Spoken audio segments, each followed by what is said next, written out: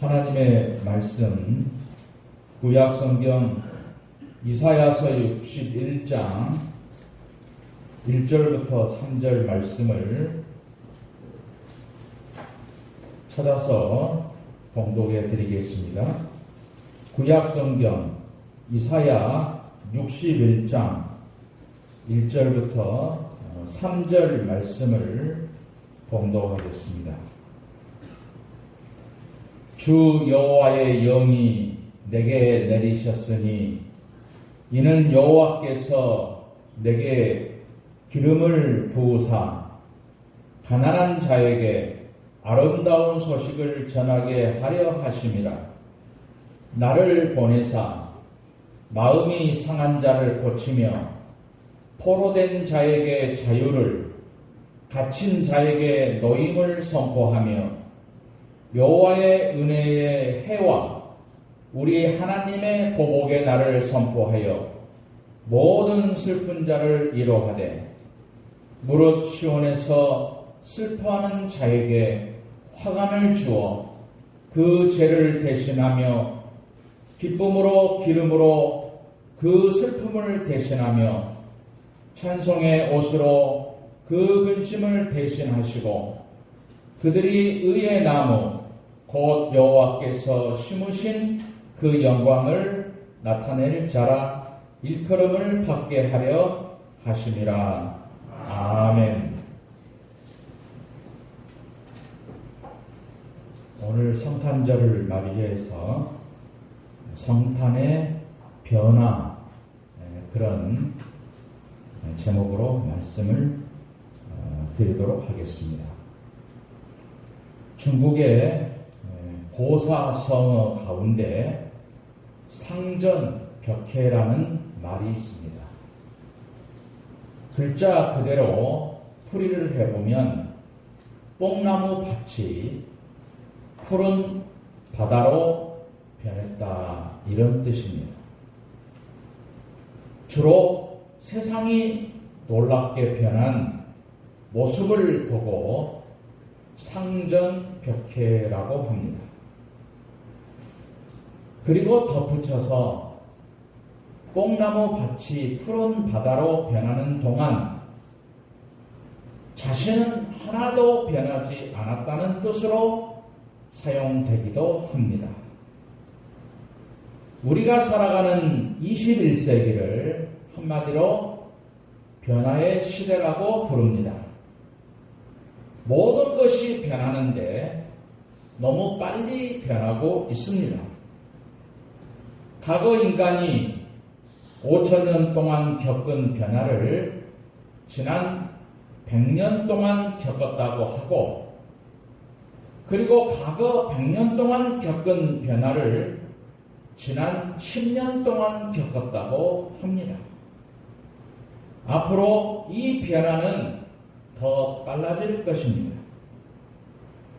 그런데 문제는 앞으로 우리가 사는 세상은 더 빠르게 변화할 것이라고 하는 것입니다. 미래학자들이 앞으로 10년 내에 펼쳐질 대표적인 모습은 우선 가상 공간이 컴퓨터 모니터 안에서 밖으로 튀어나올 것이라고 합니다. 다양한 형태의 가상현실을 체험하는 세상이 올 것입니다. 이렇듯이 우리는 놀라운 변화를 경험해 왔고, 앞으로 더 빠르고 놀라운 변화를 경험하며 살게 될 것입니다. 그런데 중요한 것은 아무리 세월이 변하게 된다고 하더라도 변하지 않는 것이 있다는 것입니다. 상전벽해라는 말처럼 세상은 다 변하고 주기 환경도 다 변해도 우리 인간 자신은 변하지 않는다는 것입니다. 실제로 우리 속사람을 들여다보면 에덴 동산에서 추방당할 때의 그 모습 그대로입니다. 이기적이고 자기 중심적입니다. 하나님 앞에서 죄인의 모습 그대로입니다. 오히려 말세를 향해 갈수록 더 심해지는 것만 같습니다. 로마서 1장 28절 이하에 보면 바울이 지금부터 2000년 전 하나님을 믿지 않는 사람들의 모습을 기록해 놓았습니다. 그들이 마음에 하나님 두기를 싫어하며 하나님께서 그들을 그 성실한 마음대로 내버려 두사 합당하지 못한 일을 하게 하셨으니 곧 모든 불의, 추악, 탐욕, 악의가 가득한 자요, 시기, 살인, 분쟁, 사기, 악독이 가득한 자요, 수군수군하는 자요, 비방하는 자요, 하나님을 미워하시는 자요, 누경하는 자요, 교만한 자요, 자랑하는 자요, 악을 도모하는 자요, 부모를 거역하는 자요. 이 말씀을 읽으면 놀라지 않을 수가 없습니다.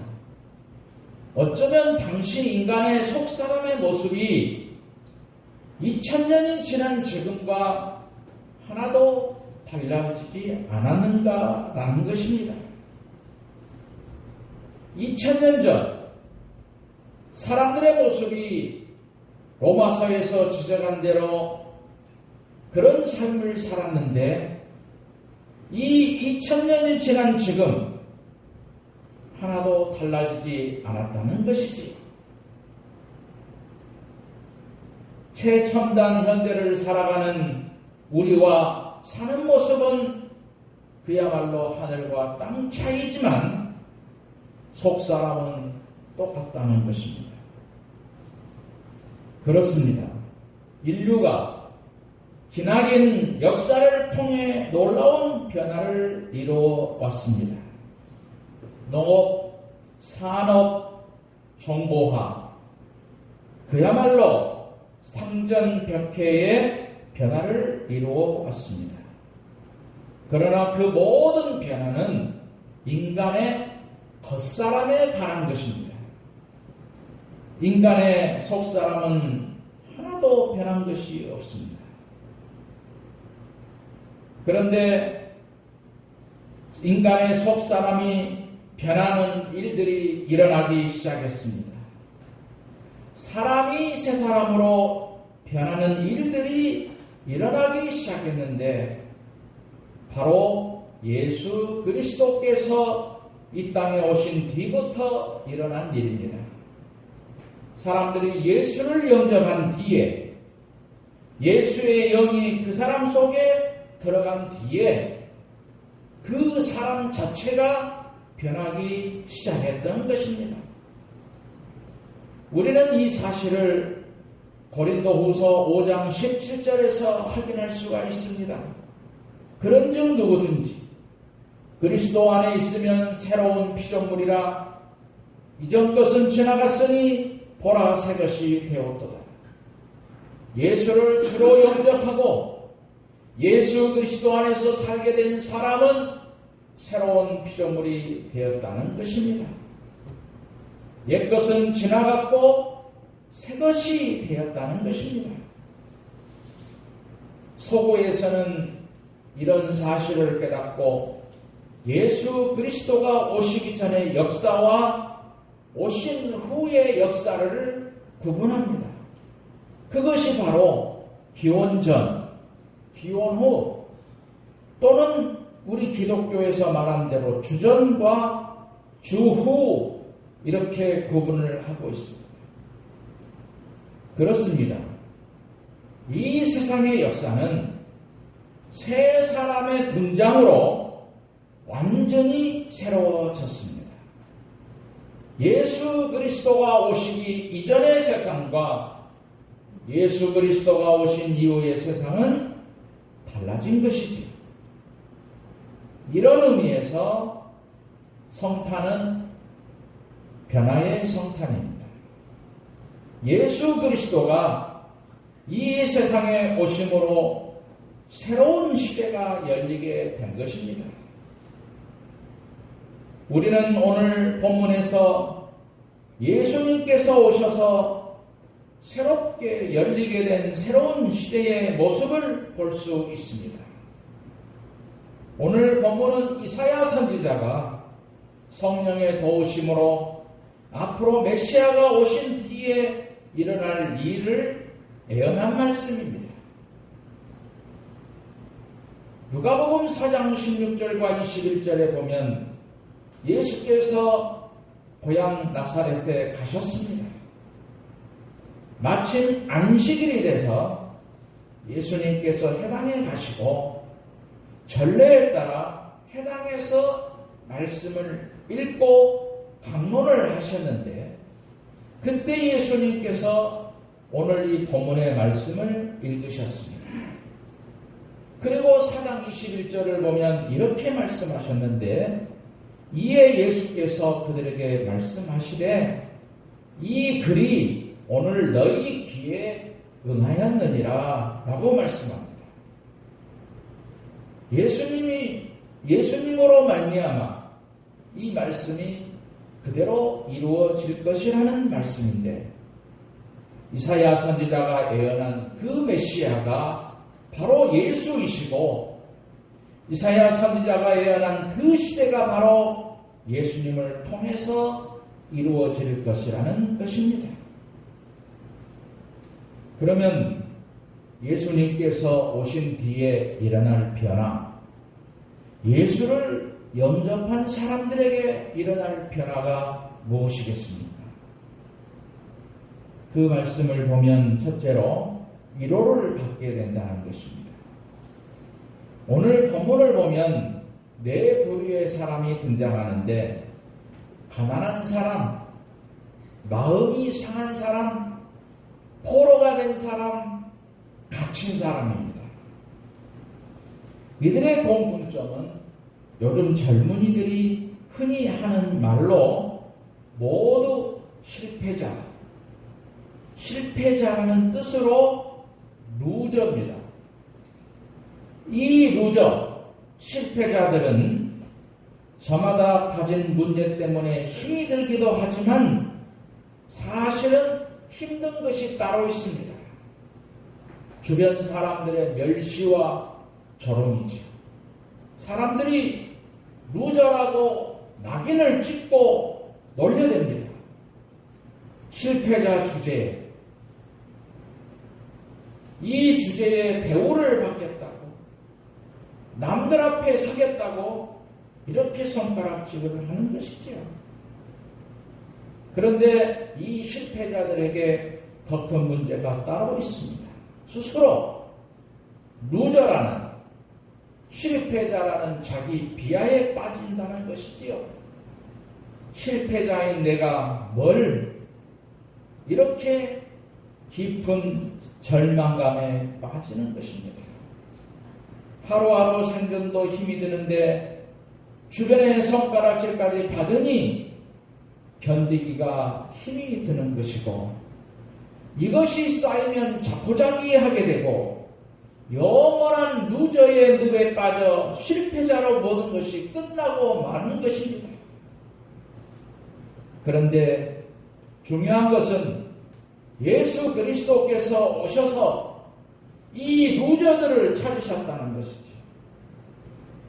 예수 그리스도는 한 번도 저들을 실패자라고 부르신 일이 없습니다. 조롱하신 일도 없습니다. 저들을 따뜻하게 위로하셨습니다. 나태주라는 시인이 있는데, 이분이 쓴 시를 가운데 풀꽃이라는 짧은 시가 있습니다. 자세히 보아야 예쁘다. 오래 보아야 사랑스럽다. 너도 그렇다. 사실 풀꽃은 장미처럼 화려하지 않습니다. 백합처럼 향기가 있는 것도 아닙니다. 그래서 사람들의 시선을 끌지 못합니다. 그냥 지나쳐버리며 그 존재 자체를 알지 못하기 쉬운데 그 꽃을 자세히 보면 예쁘다는 것이지요.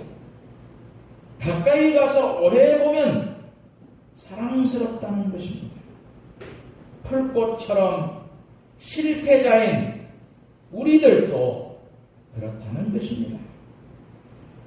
두 번째로 능력을 얻게 되는데 오늘 본문을 보면 가난한 자들이 아름다운 소식을 듣게 되고 마음이 상한 자가 고침을 받게 되고 포로된 자에게 자유를 갇힌 자에게 노임을 선포한다는 것입니다. 한마디로 실패자에게 아직 실패한 것이 아니라고 선포하신다는 것이죠. 그러면서 할 수 있다. 다시 일어서라. 용기를 북돋아 준다는 것입니다. 윌리엄 메이러라는 박사라는 분이 6.25 전쟁 직후에 북한군에게 포로를 잡혔던 1000여 명의 미군들을 상담한 일이 있습니다. 그러면서 상담한 이 경험을 기록을 했는데 거기에 이런 기록이 있습니다.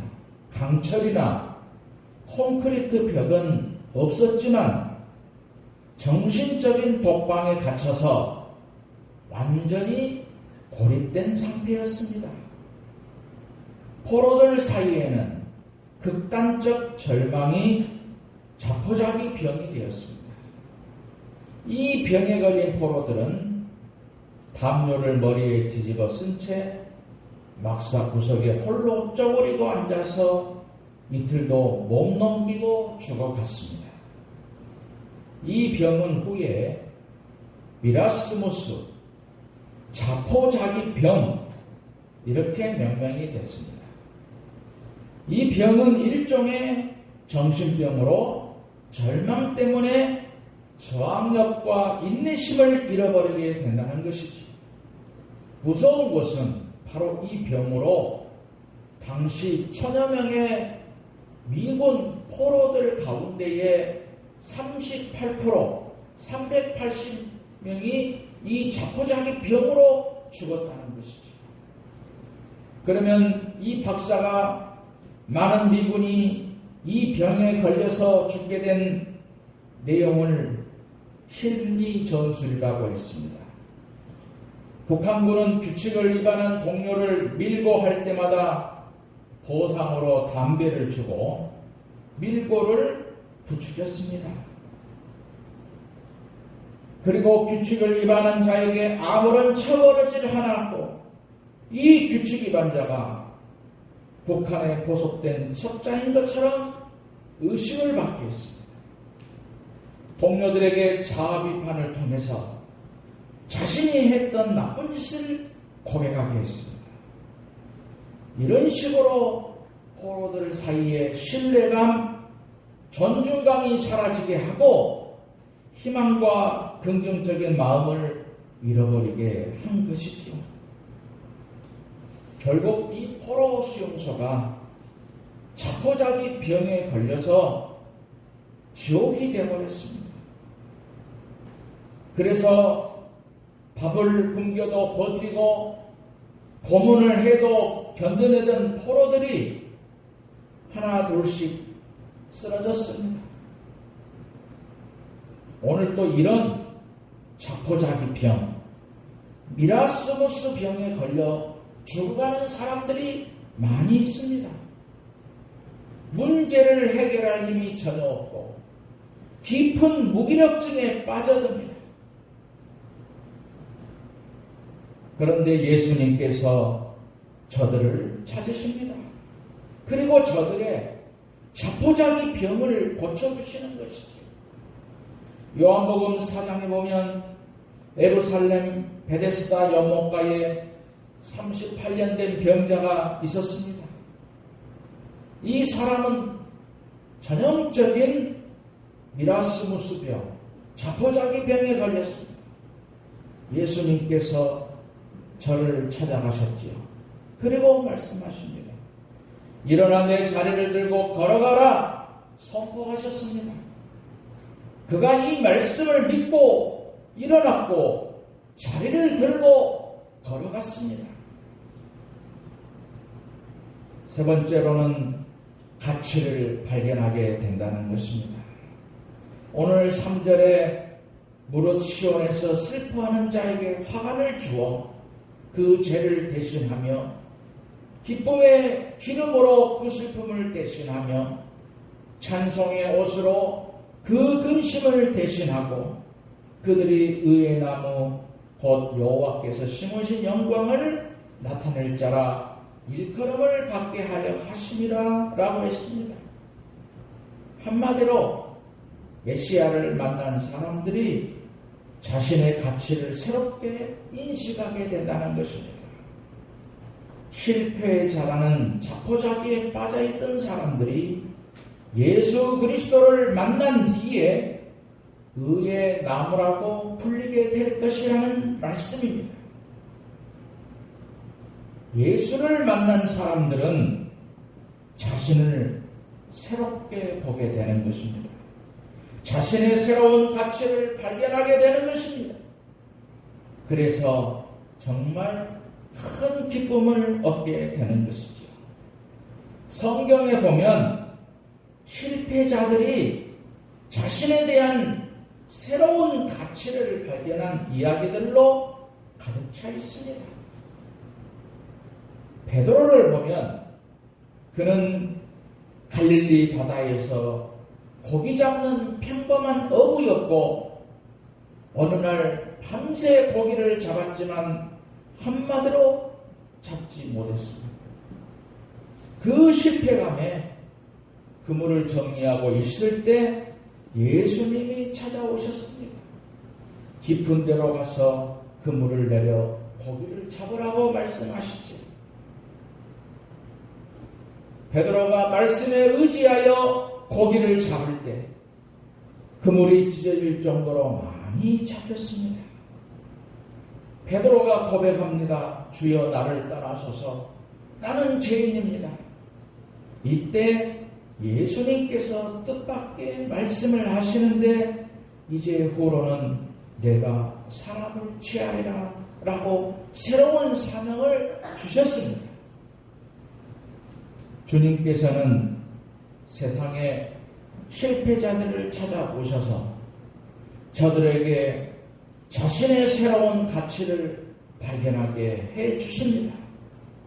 그래서 저들은 자신의 가치를 새롭게 발견하고는 큰 기쁨을 맛보게 되는 것이고 여기에 또한 속사람의 놀라운 변화가 있게 되는 것입니다. 사랑하는 성도 여러분, 예수님께서는 우리를 새롭게 변화시키기 위해서 이 땅에 오셨습니다. 그리고 우리 각자를 찾아오셨습니다. 이 성탄절 여러분이 또 한번 예수님을 만나시고 새로운 변화를 경험하시기를 주님의 이름으로 축원드립니다.